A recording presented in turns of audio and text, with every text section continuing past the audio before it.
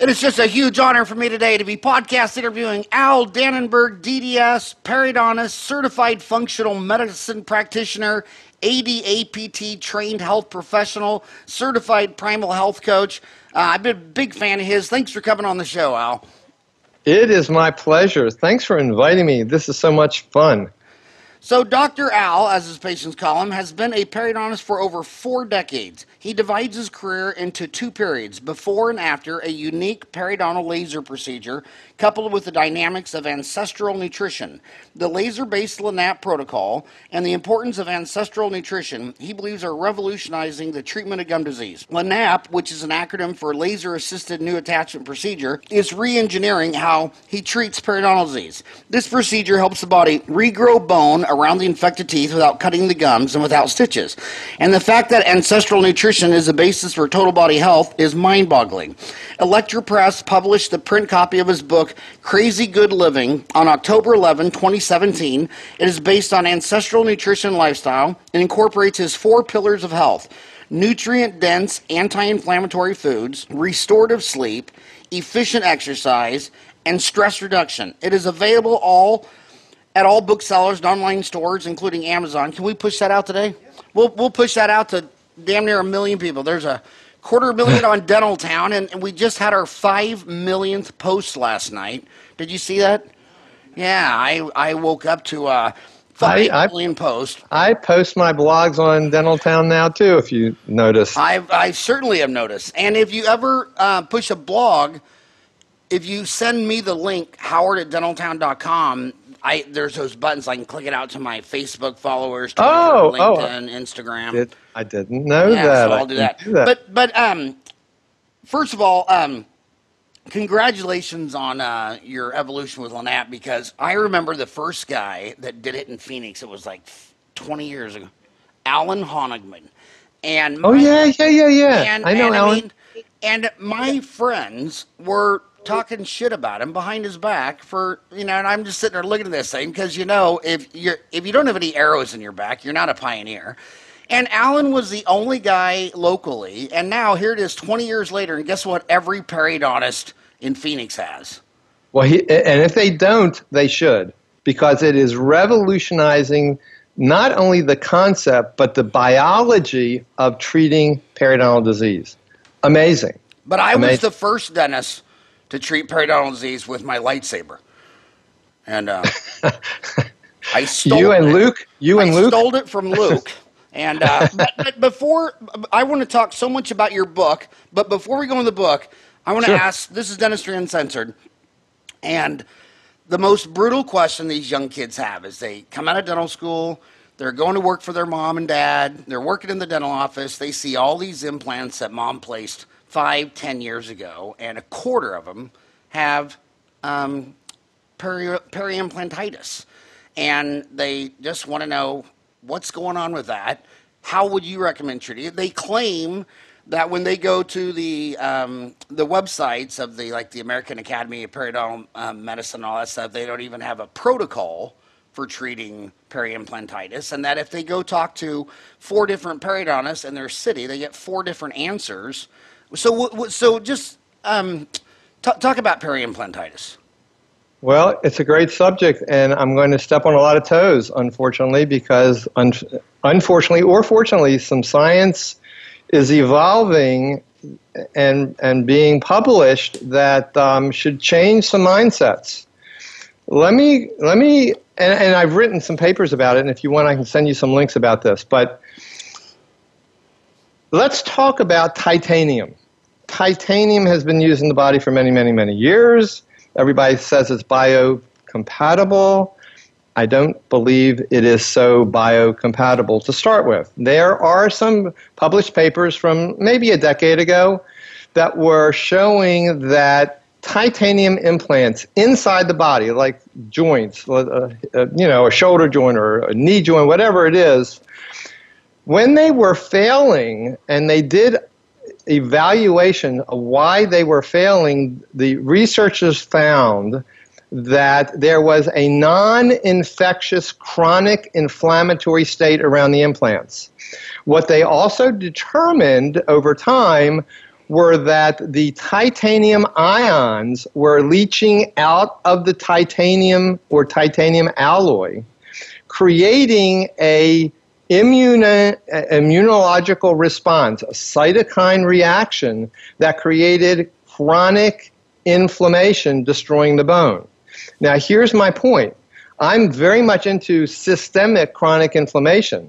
My concern is that, and we'll get into the gut microbiome and chronic inflammation later, but my concern is that systemic chronic inflammation goes to other parts of the body decades later, creating other systemic organ failures. So now that the titanium ions are leaking into the immediate environment, causing an immediate problem, causing a loss of the implant, that is a serious problem. But what are the complicating factors years from then of the chronic inflammation? So now fast forward to the dental implants. Dental implants are 95%, I guess, are titanium or titanium alloy. And these ions are leaching into the periodontal ligament, well, not a ligament space, but the bone structure.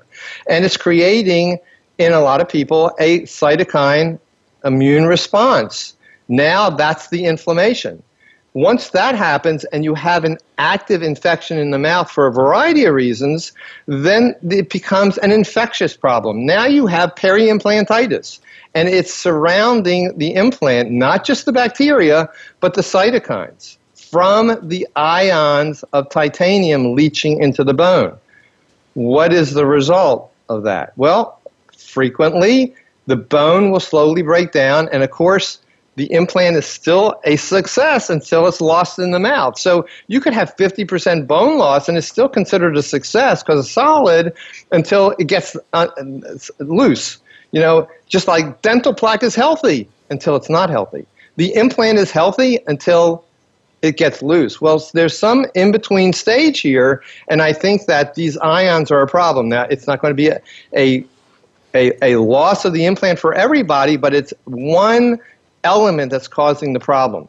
What you need to do, certainly you have to have good oral hygiene, but what is even more critical is you have to have a healthy gut microbiome, a healthy bacteria in the gut that creates a healthier immune response to maybe fight this potential problem of the chronic inflammation around the implant. That's a huge story, and no one is talking about it.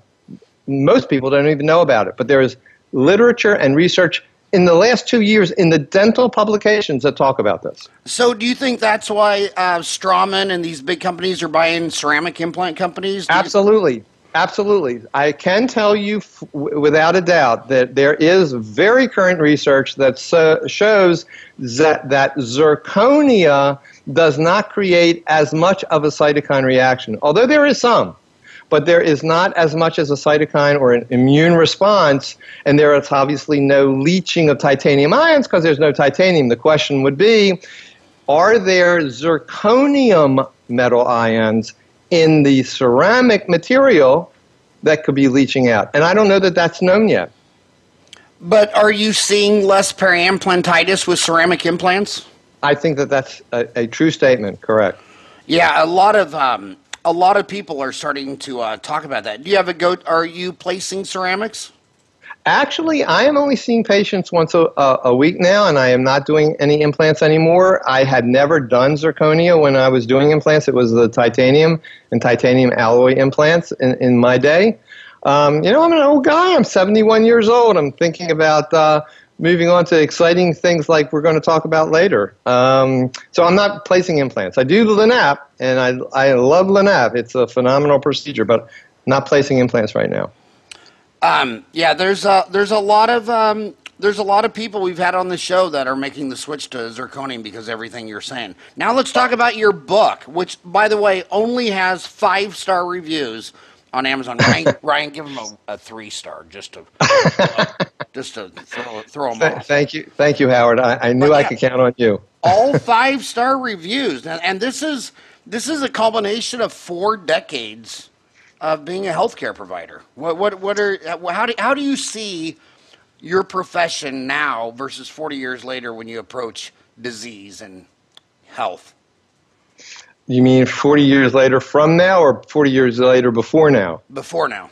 From when you got out of school. I mean, because it seems like when we got out of school, we were kind of mechanics. I mean, we drilled holes in rocks and filled them.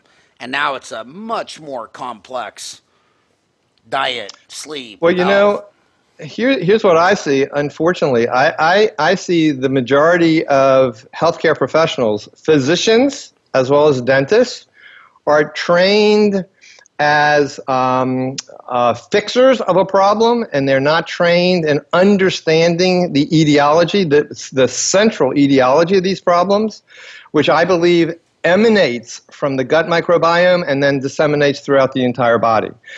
Periodontal disease, tooth decay are actually manifestations of chronic inflammation and reduced host resistance, and it's a direct result of a dysbiotic gut, meaning bacteria in the gut are not in balance and pathogenic bacteria are taking control and leaking into the blood system.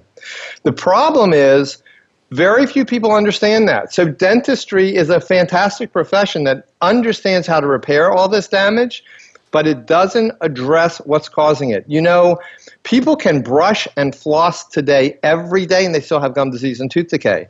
And it's not because they're not brushing or flossing correctly, it's because they are not understanding the microbiome in the mouth and how it got dysbiotic or unbalanced.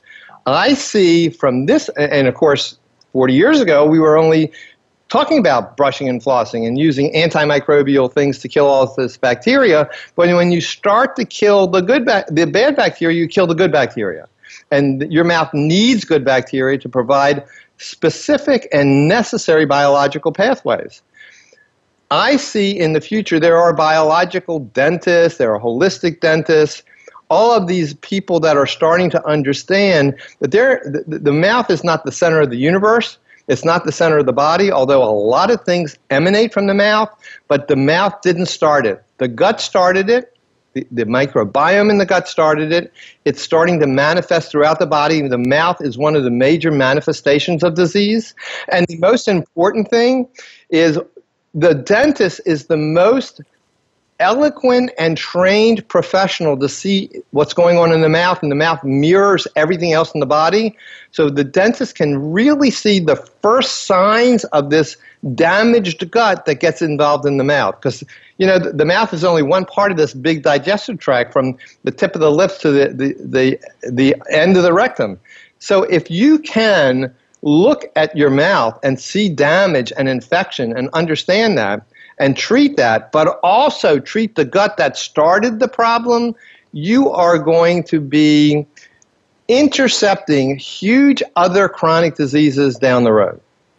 You know, did I answer your question? Yeah, and I think these dentists, you know, I know my homies. I mean, I've lectured to them 1,000 times. I've had so many lunches and dinners. They think holistic medicine and all this stuff is wackery. But what they don't realize is they think it's whacker. I mean, you go to your physician, and he shows you have high cholesterol. He just wants to write you a script for a statin. If you say you can't sleep, he's off to the next script for Ambien. If you say that, hell, your wiener won't even work, oh, here's Viagra. I mean, they just sit there and write 5 prescriptions in 7 minutes. And when consumers are looking for alternative medicine, they're looking at an alternative to some pill-pushing junkie drug dealer MD that wants to put them on 5 prescriptions. And then you just start Googling polyphagia. By the time you're on 5 different prescriptions, the trajectory does not look good. You know what I mean? And so then when someone comes along and says, well, let's try to cure this with diet and exercise and information, now you're considered a holistic whack? I mean, even Thomas Edison said that the primary medicine of the human body was food. Let me tell you my story. When I was 59 years old, I had a stroke. Amazing. I thought I was healthy, but I wasn't, and a variety of situations developed to create my stroke. So my conventional medical doctors saved my life, and they put me on 7 medicines for the rest of my life at the age of 59. between 59 and 66, I tried to learn what I needed to do to change my lifestyle and diet to get healthier, because my doctor said you need to exercise, you need to eat a healthier diet, but they didn't know what that meant. They just said to do it. So I went to the standard organizations that supposedly would be able to give me the information. So from the age of 59 to 66, I did that, and I was on 7 medicines at the age of 66, and I weighed 187 pounds. So at the age of 66, I took a phenomenal course. It was called Nutritional Intensive for Healthcare Professionals. It was at, of all places, the Kripalu Center for Yoga and Health. 5 intensive days, and I learned information that blew me away. I was introduced to the concept of primal nutrition, primal lifestyle. I've never heard these terms before. I'd never heard the name Weston A. Price before. I never understood food as medicine before. So at the age of 66, I changed my life and my lifestyle. Today, I'm 71 years old. I have lost 35 pounds, not because I want to lose weight, although I needed to. The weight melts off when you start eating healthy because your hormones start to balance. Today, I am on 0 medications. I just stopped the last medicine that I was weaning off of, and my doctors thought I needed them 7 medicines for the rest of my life. I'm healthier today than ever before, and the reason is I follow a primal lifestyle and a primal diet. And I have no problems eating a million foods that I love. I can go into a McDonald's and still eat basically a healthy diet because I know what I can't eat. But all I am saying is the idea of holistic, every cell in the body communicates with every other cell, and every cell requires nutrients to work. If you have an expensive car that needs high-test gasoline and you put junk gasoline in it, it will run, but it will be inferior to what you need to have or the way it could run. If you put the right foods in your body and eliminate the toxic elements that are available in other foods and live other elements of your lifestyle in a healthier state, you will become healthy. And everyone can benefit. There is no one that cannot benefit. I started at the age of 66.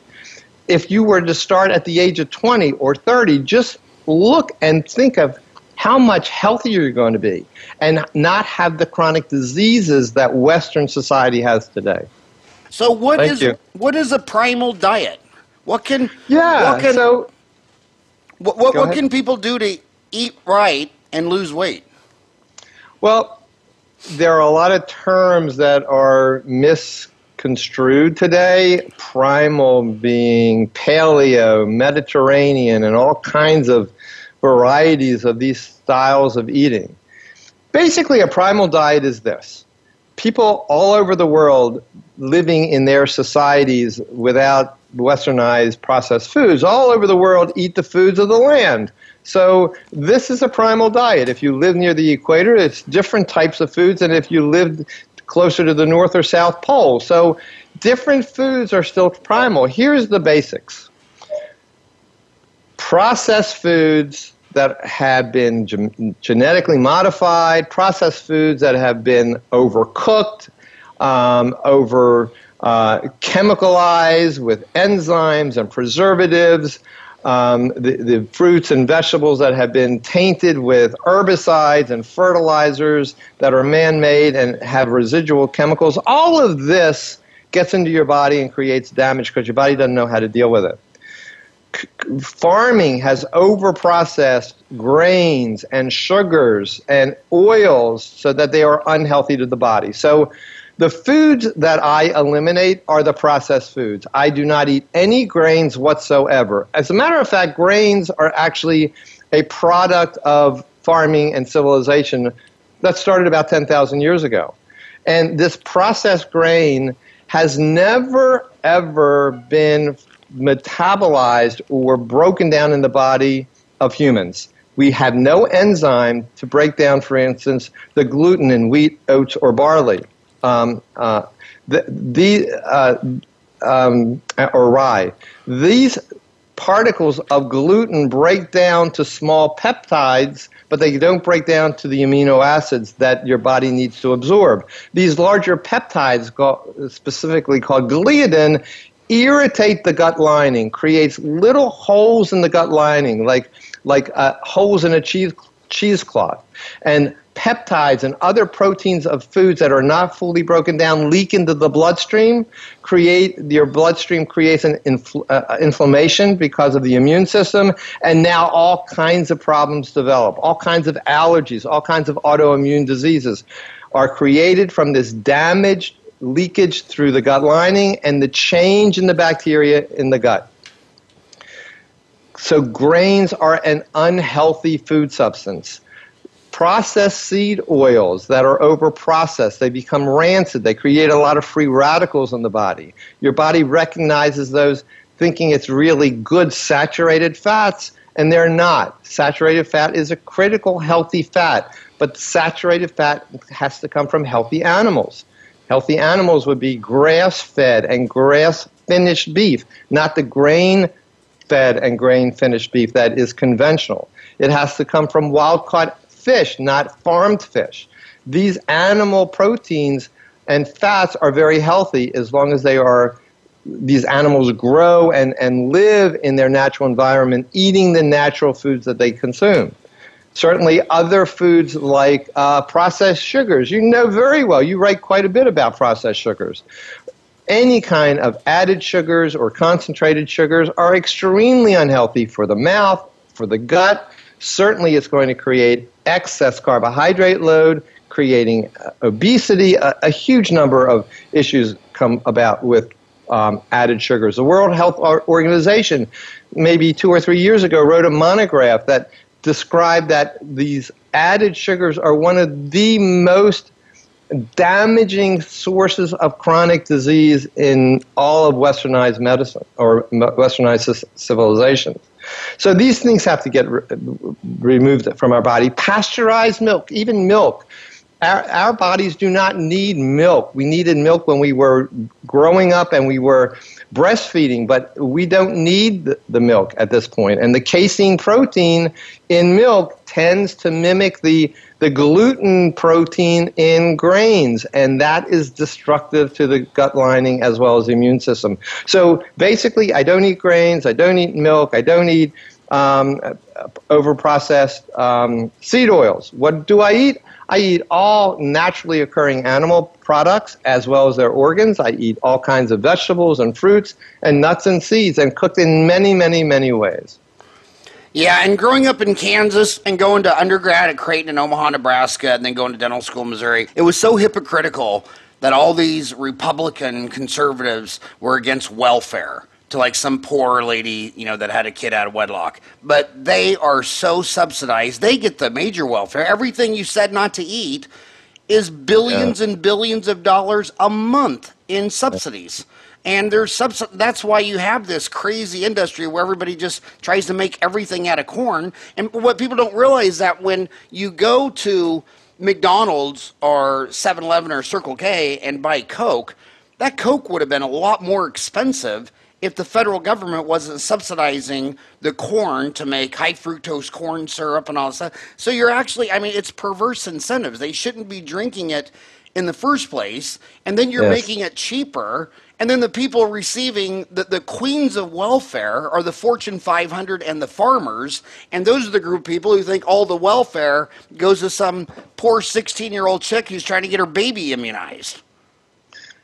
Absolutely correct. You're talking to the choir here. I'm talking to the choir, but you know who's listening to us? You know what percent of dentists our age listening to this are all conservative Republicans? Okay. Oh my God! So I love reminding them of their hypocrisy. If you don't like welfare, cut it first in corporate America. Quit the Fortune 500 welfare. So you talk about restorative sleep and efficient exercise and stress reduction. So I assume stress reduction is get a divorce and live single. Okay, we got that. Kick all your kids out. But go through those. What is restorative sleep, efficient exercise, and stress reduction? Yeah, so let's just talk about the basics. Very simple. Our bodies require sleep. Our bodies are on what's called a circadian rhythm. Theoretically, when the sun rises, it kind of stimulates certain things, cortisol in your body, and you wake up and you're fresh and you're pumping glucose and adrenaline and you're moving. And then when the sun sets, your body starts to produce more melatonin, and it's helping you fall asleep, and you fall asleep. And during that process of sleep and wake, your body is producing a lot of benefits. It's producing growth hormone. It's getting rid of a lot of junk. It's preparing your body. It's destroying unused and unhealthy cells. It's draining your brain from lymphatic systems. It's doing a lot. If you don't get that sleep, your body's natural hormonal functioning and protein metabolism and a variety of other basic metabolic processes don't work properly. So restorative sleep is ideally getting maybe 7 to 8, possibly 9 hours of sleep a night.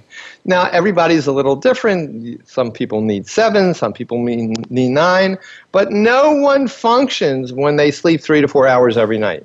It's not a healthy situation. And the most important hours of sleep probably are the hours from around 11 o'clock to about 3 o'clock in the morning. More than likely, most of the biological functions in your body have that restorative phase in that time frame. So that's what restorative sleep is all about. And it also, if you don't get restorative sleep, there is stress that's placed in your gut that actually damages the gut healthy bacteria. Efficient exercise, some people think that they need to jog 5 miles a day and then go to the gym and work out for another hour a day, and they're doing this extremely intense physical exercise maybe 7 days a week, and that's not true. Actually, you can over-exercise and create oxidative stress that is damaging to everything in your body. So efficient exercise would be a method to do what your body needs in the shortest amount of time. One of the things that is critical, which would not be considered exercise, it's considered non-exercise movement, is actually to stand more than you sit. It's actually to walk. Walking is extremely important for your health. It's important for the lymphs to circulate through your body. Walking approximately 10,000 steps a day has been shown scientifically to be beneficial. Walking 10,000 steps, 2,000 steps equals about a mile. So if you walked a mile, if you walked after dinner, before dinner, whatever, certainly in the office, you're walking and moving from operatory to operatory, all that counts. So 10,000 steps, non-exercise movement is critical. But now you need to move into an exercise pattern. What has been shown to be extremely efficient is what's called high-intensity interval training. What that means is you exercise, you push your body to the extreme for maybe 30 seconds. And I'll give you an example in a moment. And then you rest for about a minute and a half. And then that will be one set. And you do that maybe for 4 to 6 sets once every 7 to 10 days. Once every 7 to 10 days, that's not much. That will create more biological benefit than going to the gym for an hour 5 days a week. And the science proves it. It's not anecdotal. There's also body weight exercises that you can do, maybe once or twice a week for maybe 10 minutes to 15 minutes at a time. Those would include 4 basic exercises. One would be pull-ups, and you can gradually get to the point where you can actually do pull-ups well. Push-ups, squats, and what's called planks. And if you did those 4 body movements, you would exercise the majority of all the major muscle groups in your body. You would efficiently create a healthier muscle tone to your body, and that helps with osteoporosis. And you would feel good. It's energy inducing and stress relieving. So those 2 things, good sleep and good exercise, are critical. Stress reduction, oh my goodness. We are so involved with stress in our lives today. And it's not just emotional stress, it's physical stress like over-exercising, it's chemical stress from bad foods and chemicals we're breathing. There are just many, many different areas of stress.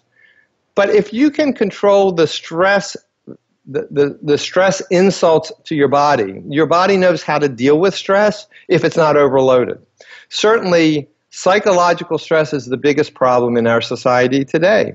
One way to correct that or help with that is to do some basic, that sounds like woo-woo, hoo-hoo kind of stuff, but meditation is really good. You can relax. It's simply sitting down in a quiet room, closing your eyes, breathing deeply and not having any noises, and just let your mind wander.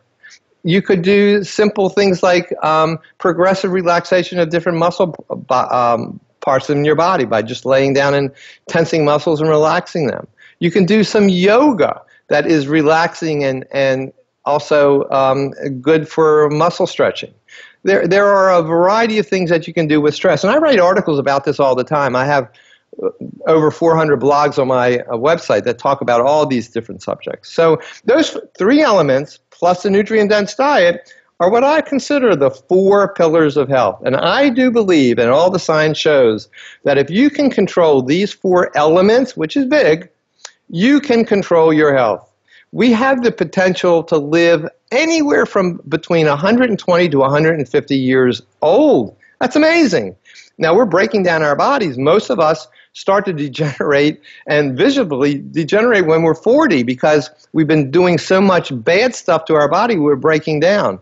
But we have the potential, biological potential, to live at least to 120 to maybe 150 years old. And one of the things that you need to do is to create this healthy four-pillar of health that I've explained in my book. So your website is Dr. Dannenberg, Danenberg. Isn't Dannenberg an ice cream? What am I thinking of? Isn't there an ice cream? I don't know, but I have to agree with the stress. I've told Ryan a million times. Ryan and I both agree on one thing more than anything. That is, every time we go to hot yoga for an hour, that's the best feeling you'll ever feel. Wait. You do hot yoga? Yeah. That is cool. But it's not cool because I had this awesome place up the street for me. It was called Bikram Yoga. I know. And then they did a big HBO or sports, or I think it was, what's that sports deal on HBO? Real Sports with, and anyway, they threw him under a bus. Turns out he's probably a weird, very weird guy, and I think he's fled the country. So they all closed in Arizona. So what I liked about Bikram is it was 26 poses twice, and I didn't have to think because I'd done it for so many years. I knew the whole deal. Now I go to all these other hot Bikram deals, and it's always some girl jumping around, going from here to here, and now I'm stressed in the class because I don't know what this crazy monkey's going to do next. And I like the Bikram. It was kind of like going to Catholic church. You knew what every prayer was going to be in the same order. I mean, there was no thinking involved, and I like Bikram because there's no thinking involved. After you do the class 10 times, you know. In fact, I even knew what exercise was the exact halfway mark. You know what I mean? Like, oh, I love the triangle because now I'm halfway through the class.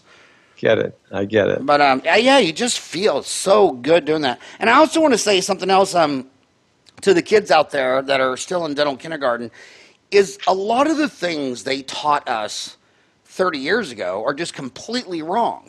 I mean, I'll give you a crazy example. When I was in physics at Creighton University, taught by a Jesuit who'd been teaching this like 18 years, he told us all that the cell, an atom was 99.99999% empty space.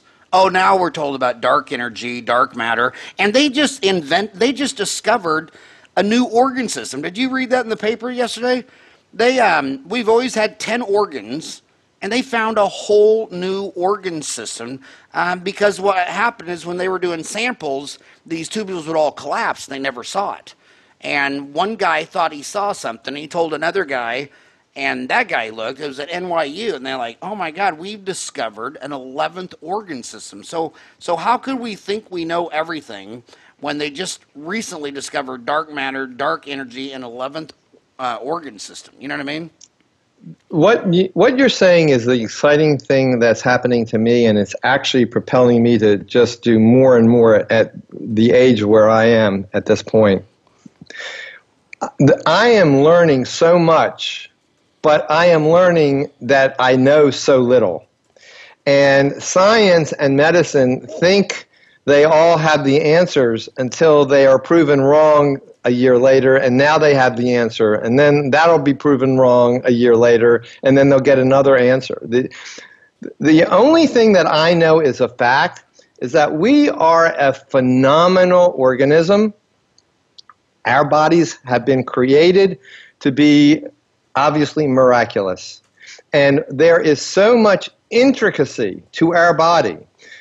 People talk about there are gene polymorphisms that create a problem. Well, you know what? There may be what's called SNPs, but there may also be many other systems that compensate for a damaged gene.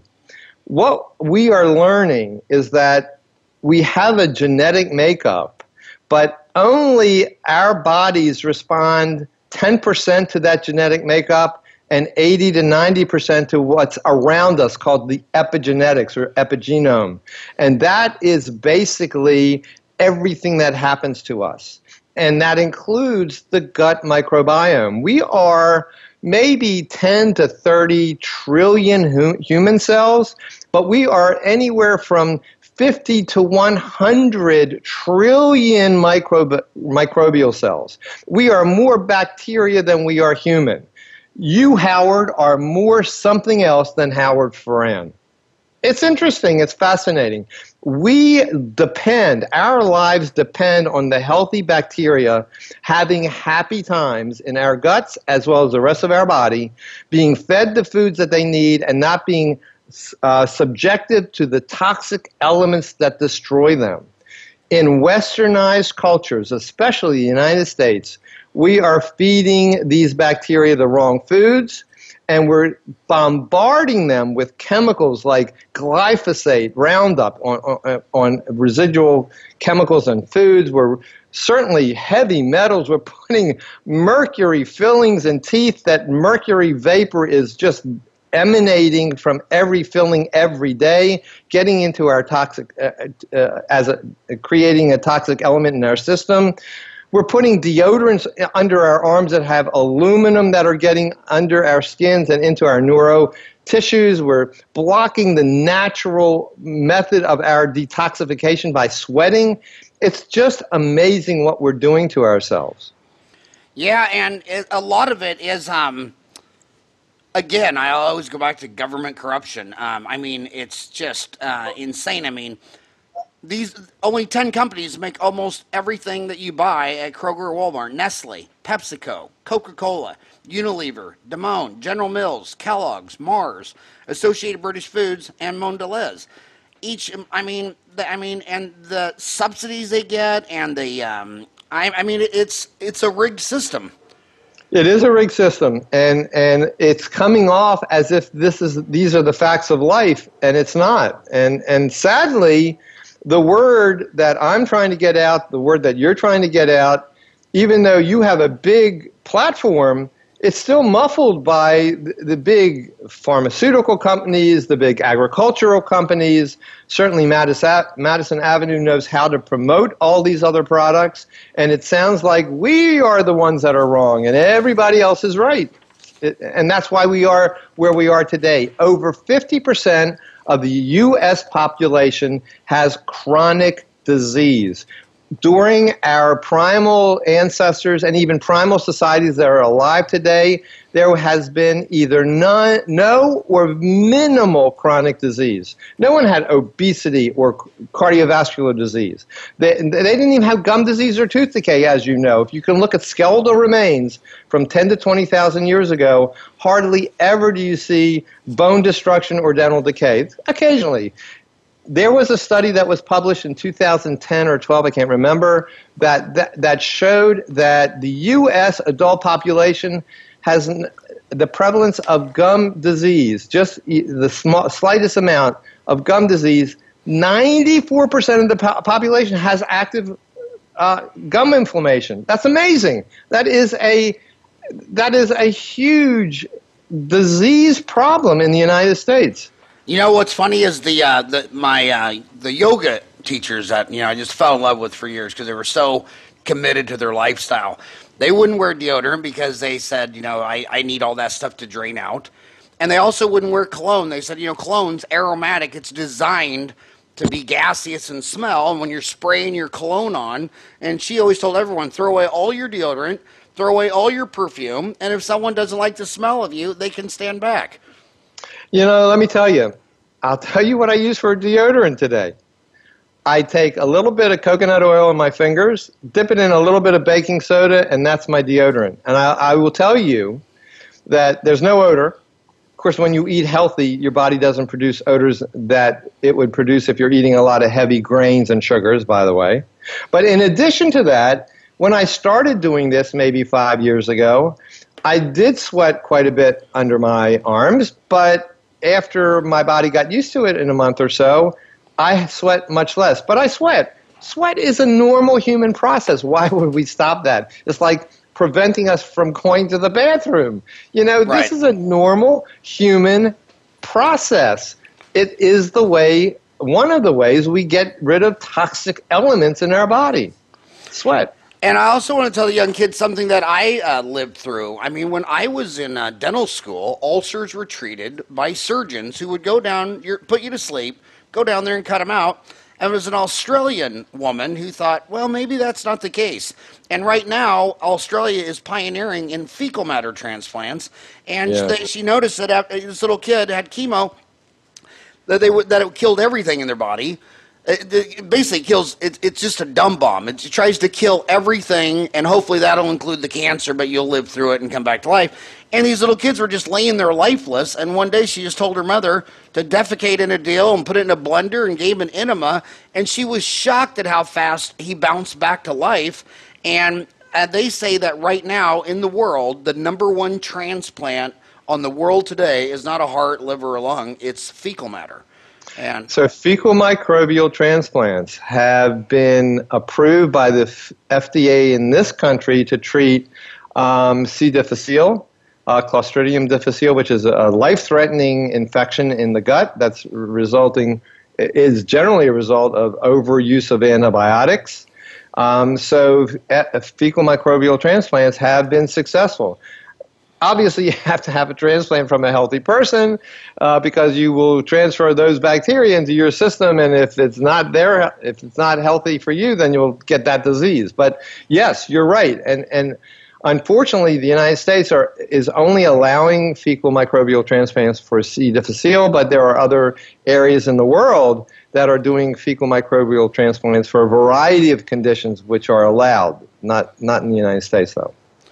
And when you talk about, this processed food causing a systemic inflammatory body, there are more than 80 different types of autoimmune diseases, but the most common are Graves' disease, Hashimoto's, systemic lupus, type 1 diabetes, multiple sclerosis, rheumatoid arthritis. And I was listening to this doctor talk. He said these tend to run in families. So if you look at a big family tree, like if someone has type 1 diabetes and they have thyroid disease and rheumatoid arthritis, someone, if you look back far enough, is going to have multiple sclerosis. So there could be a genetic component to it, and they're probably all eating the same foods. Well, you're correct about the genetic component, and that is one of the things that you cannot control over, and you can't change the genetic makeup of your body.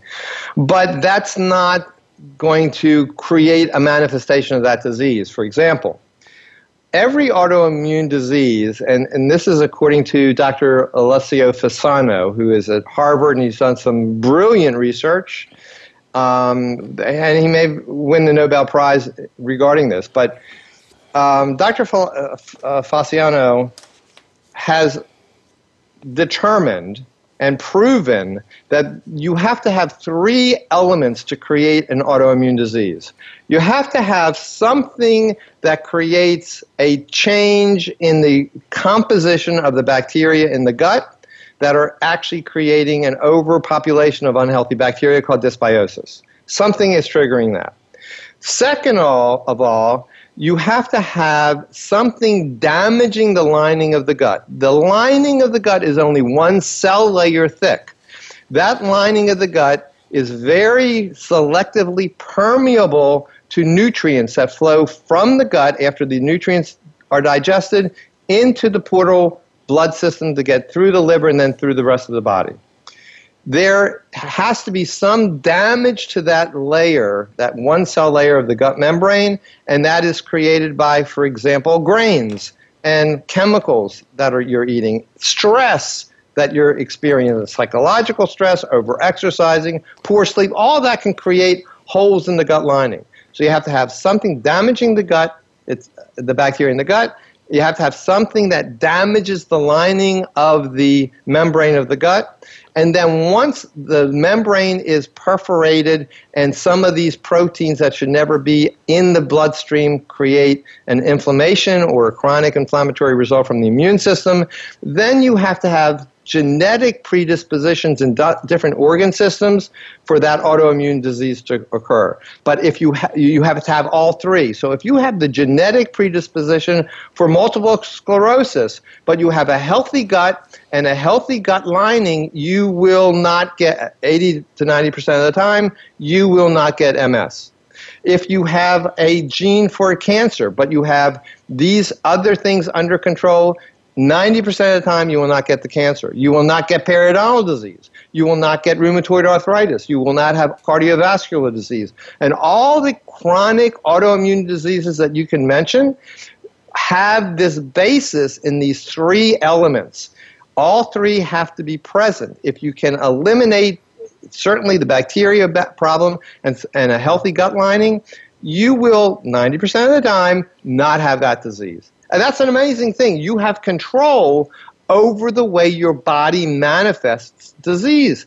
Most people don't understand that. So you have a healthcare system that's never sat down at the table with the 10 companies that make all the food. I mean, well, they probably have, only because those companies designed the healthcare system. I mean, you're not going to get General Foods to stop making their grain cereals, right? So they're not going to promote a healthier cereal because there's none. Cereals made from grains are not healthy, so General Foods is not going to tell the healthcare system to get their act together. Because the other comment you made was about Madison Avenue, how marketing has been so good at getting people to make worse decisions. You would think in a straight economy that two people are going to do a trade, and I want to trade 4 chickens for your pig, and that we would have the most perfect information. But a third party has come in and got in between us and showed us all these illusions of their food or why we should do all this. And I've lectured in 50 countries, and I always tell Ryan I want to write a book called The Giggle Factor. Because when you go to the richest countries in the world, the most industrialist exporting economies, the United States, Germany, Japan, South Korea, not many people are laughing or giggling.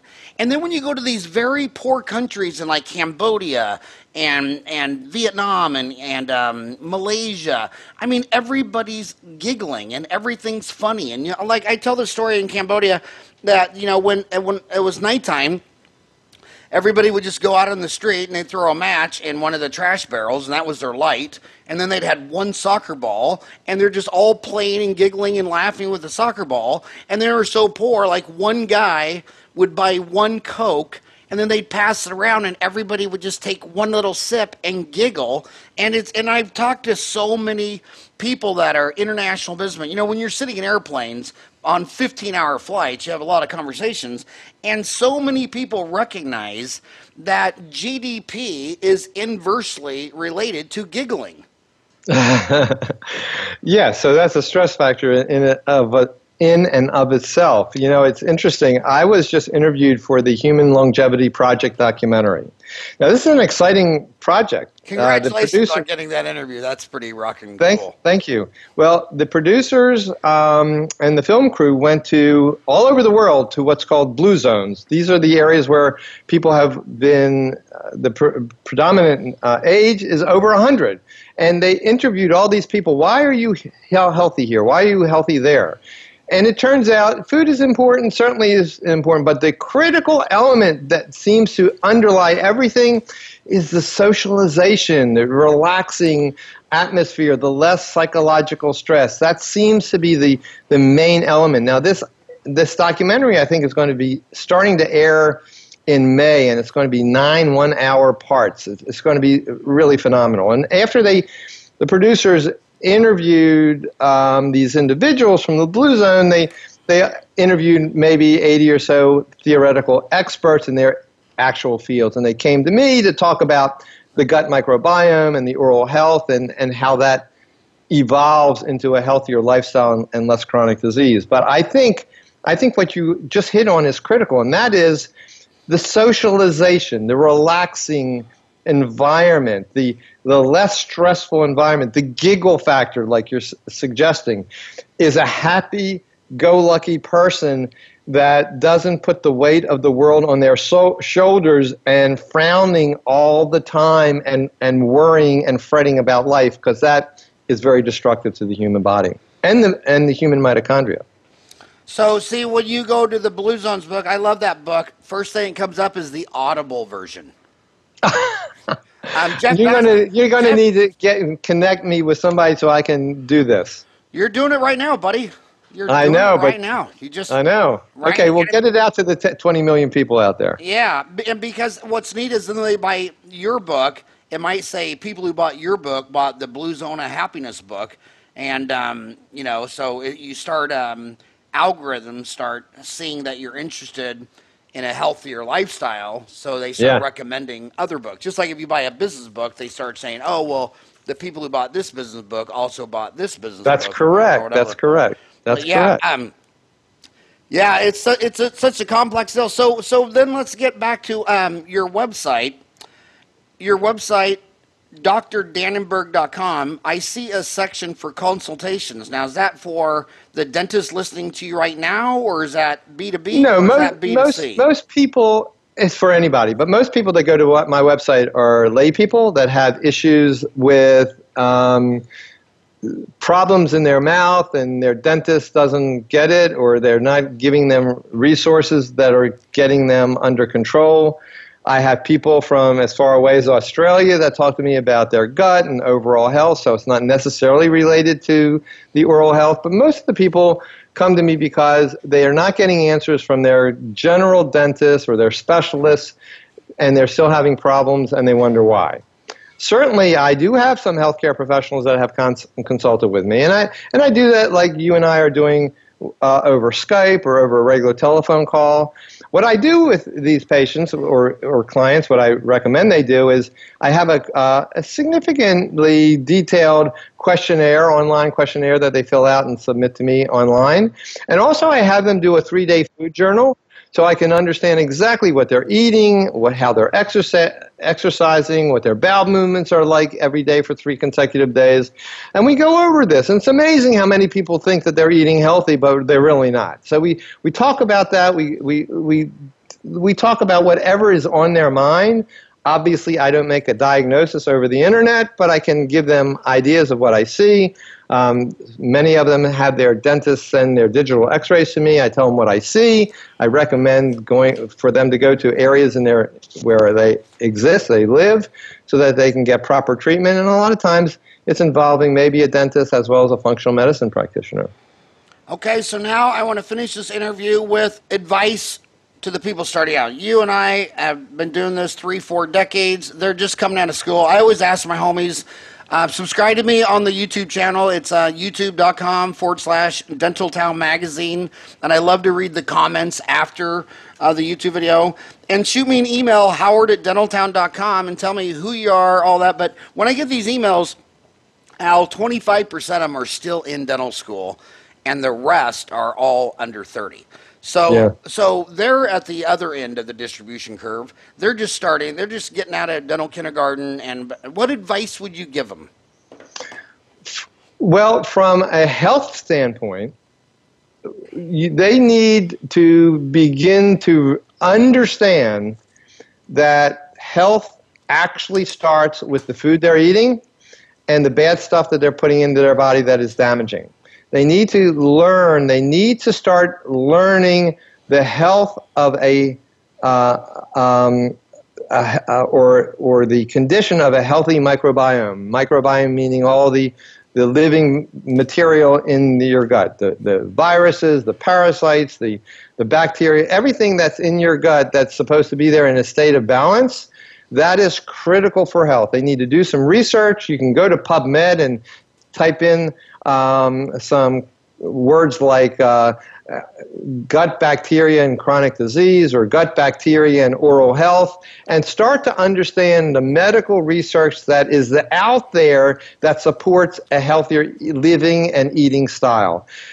Unfortunately, all this clinical data that's published all over the world takes decades to get into the clinical practice. And your mentors in dental school that are teaching you, unfortunately, don't know this information. Sadly enough, they should, but they don't. So I would start to educate myself with that. I also would start to take as many CE courses that you can of maybe biological concepts of dentistry, not just the technical aspects, although they're critical. The technical aspects are critical, but have an open mind. Don't be shut down by somebody that says this is a fringe type of dentistry. Don't even look at it. Use your brain. You're certainly intelligent. Make some inquiries from real research before you make a decision.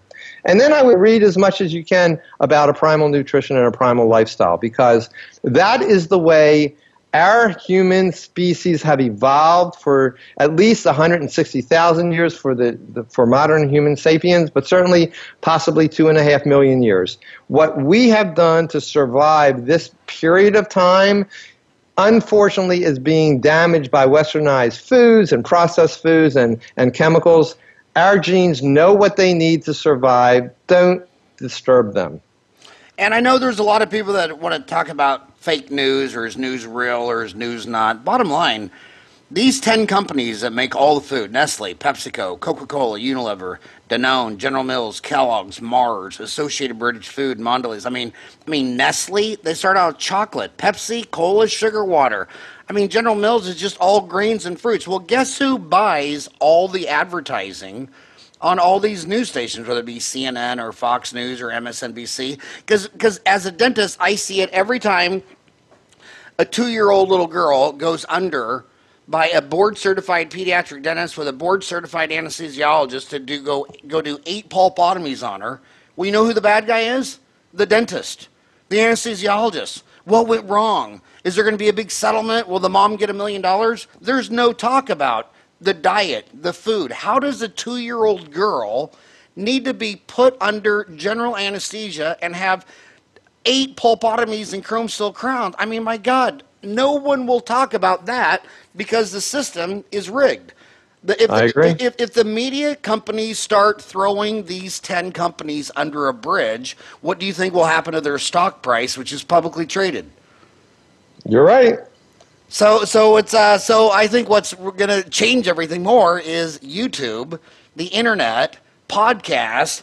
I'm going to stress you out right now and tell you have to stand there and read your book. It only takes 4 or 5 hours, and I think the book is don't get a professional reader because they want to hear you. And so I hope you do that book. Love your message. Love everything you've done for dentistry. I'm a big fan of your blogs. I just want to tell you thank you so much for coming on the show today and talking to my homies. Oh, thank you for the invitation. This is a phenomenal platform. You are a phenomenal person. And again, thank you for the opportunity. All right. And thank you, Ryan. On that note, do you want to go eat some Doritos or just have... We're going to go eat some cheese puffs and chase it down with a Mountain Dew. No, I'm just kidding. Howard, you're fantastic.